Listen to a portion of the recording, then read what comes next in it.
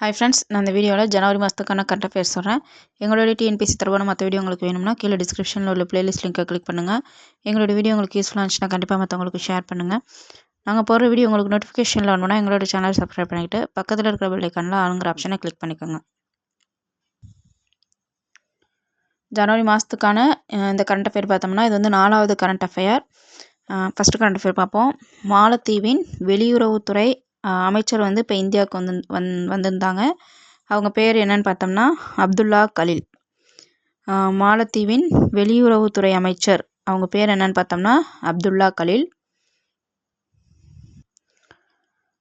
அடுத்த current affair பார்த்தோம்னாக்கா ஒரு நாட்டில் வந்து மரண தண்டனையை வந்து ஒழிச்சிருக்காங்க. எங்கன்னு பார்த்தோம்னா ஜிம்பாப்வேவில்.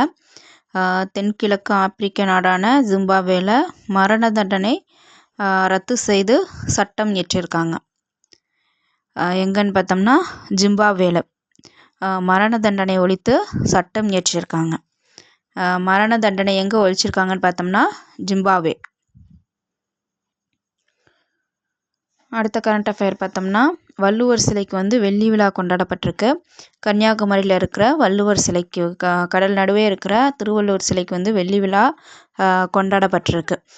கன்னியாகுமரியில் கடல் நடுவே விவேகானந்தர் மண்டபம் அருகே உள்ள பாறையில் 133 அடி உயர திருவள்ளுவர் சிலையை வந்து 2000 பார்த்தோம்னாக்கா அப்போதைக்கு முதல்வராக இருந்த கருணாநிதி வந்து திறந்து வச்சுருந்தாங்க. 2000 ஜனவரி 1 அப்போ பார்த்தோம்னாக்கா முதல்வர் கருணாநிதி வந்து முன்னாள் முதல்வர் கருணாநிதி வந்து திறந்து வச்சுருந்தாங்க. இப்போ பார்த்தோம்னா அது வந்து 25 வருஷம் ஆயிருக்கு. அதனால் தமிழக அரசு சார்பில் அதனுடைய வெள்ளி விழா வந்து இப்போ கொண்டாடி இருக்கிறாங்க. என்ன அங்கே ஒரு சிறப்பு செஞ்சுருக்காங்கன்னு பார்த்தோம்னாக்கா கண்ணாடி இலை நடைபாலம் அங்கே திறந்திருக்காங்க. அங்கே பார்த்தோம்னாக்கா விவேகானந்தர் பாறை மற்றும் வள்ளுவர் சிலை இதுக்கு இடையில அமைக்கப்பட்டுள்ள கண்ணாடி இலை நடைபாலத்தை வந்து முதல்வர் வந்து திறந்து வச்சுருக்காங்க. இதோட சிறப்பு என்னன்னு பார்த்தோம்னாக்கா கடல் மீது அமைந்த இந்தியாவின் முதல் கண்ணாடி பாலமாக இதை சொல்கிறாங்க. கடல் மீது அமைந்த இந்தியாவின் முதல் கண்ணாடி பாலமாக இந்த கன்னியாகுமரியில் இருக்கிற விவேகானந்தர் மண்டபத்துக்கும் வள்ளுவர் சிலைக்கும் இடையே அமைக்கப்பட்டுள்ள கண்ணாடி இடைப்பாலத்தை சொல்கிறாங்க. இந்த கண்ணாடி இடைப்பாலத்தை வந்து ஓப்பன் பண்ணும்போது முதல்வர் வந்து ஒரு 6 அறிவிப்புகள் கொடுக்குறாங்க.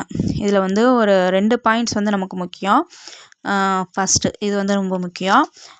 புதிய படகுகள் வச்சு அங்கே வந்து படகு சவாரி வசதி செய்யப்படும் அப்படின்னு சொல்லியிருக்காங்க.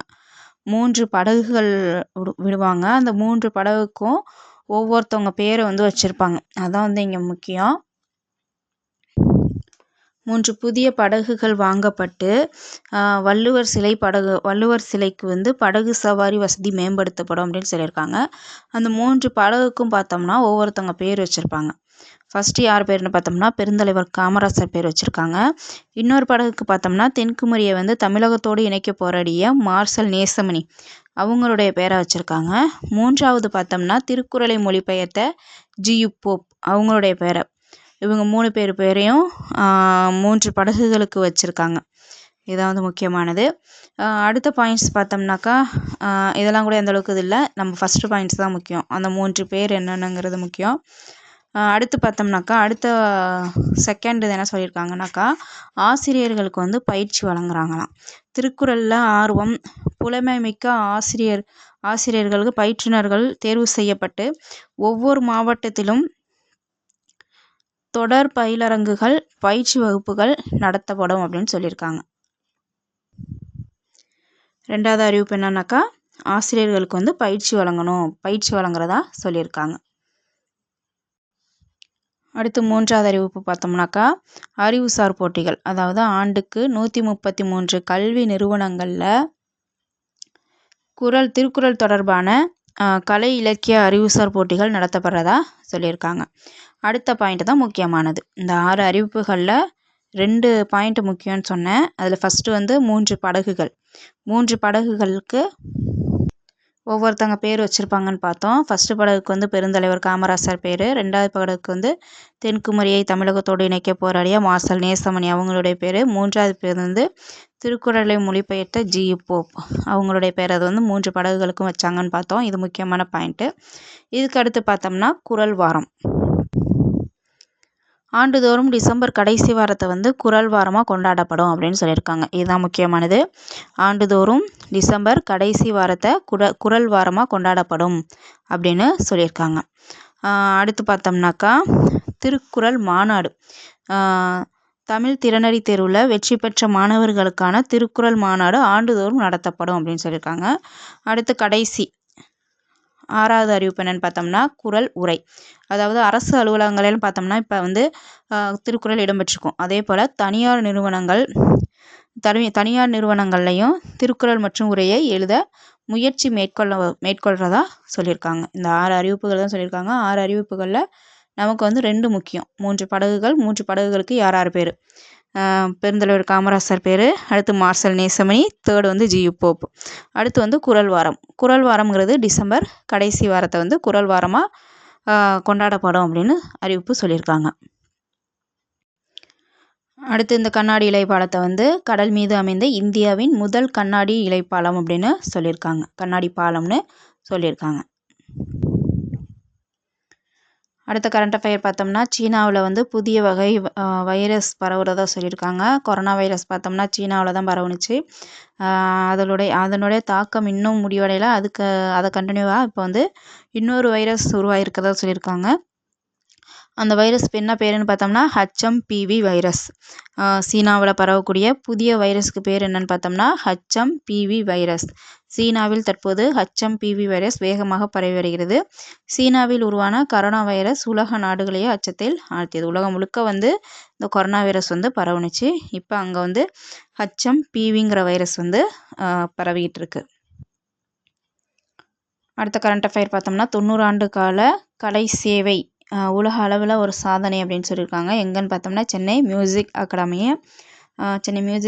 வந்து 90 ஆண்டு கால கலை சேவை வழங்கிட்டு இருக்கிறதா சொல்லியிருக்காங்க.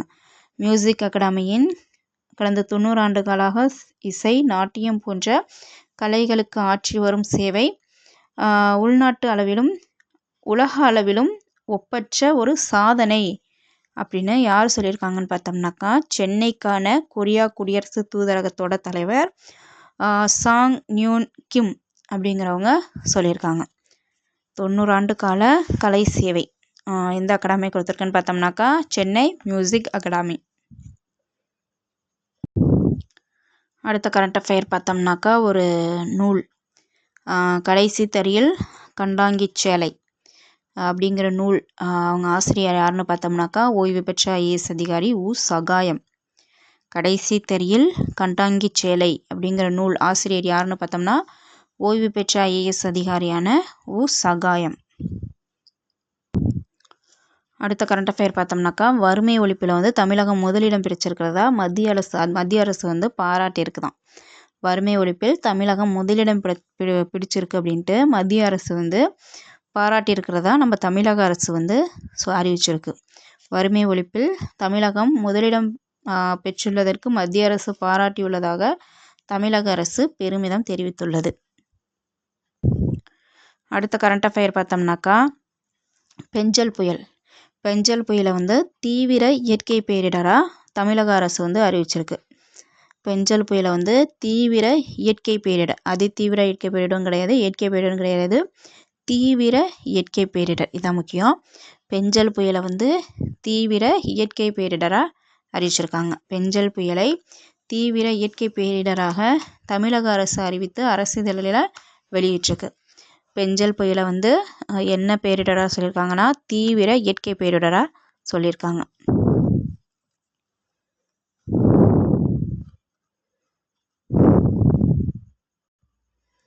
அடுத்த கரண்ட் அஃபேர் பார்த்தோம்னா 10th கடைசி கரண்ட் அஃபேர். அமெரிக்க நாடாளுமன்ற பிரதிநிதிகள் சபையில் நம்ம 6 இந்திய வம்சாவளி எம்பிக்கள் வந்து பதவியேற்றிருக்காங்க.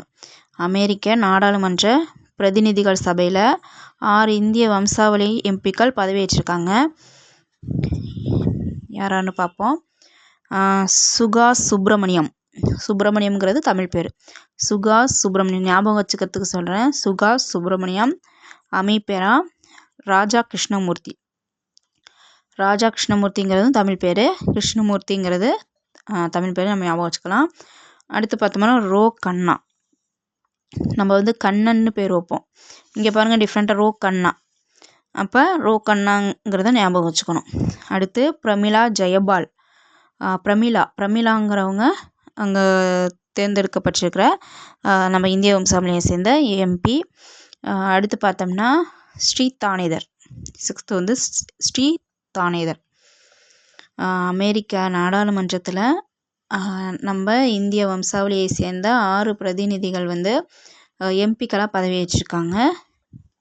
சுகாஷ் சுப்பிரமணியம், அமீபெரா, ராஜா கிருஷ்ணமூர்த்தி, ரோ கண்ணா, பிரமிளா ஜெயபால், ஸ்ரீ தானேதர். எங்களோட வீடியோ உங்களுக்கு யூஸ்ஃபுல்லாக இருந்துச்சுன்னா கண்டிப்பாக மற்றவங்களுக்கு ஷேர் பண்ணுங்கள். தேங்க்யூ.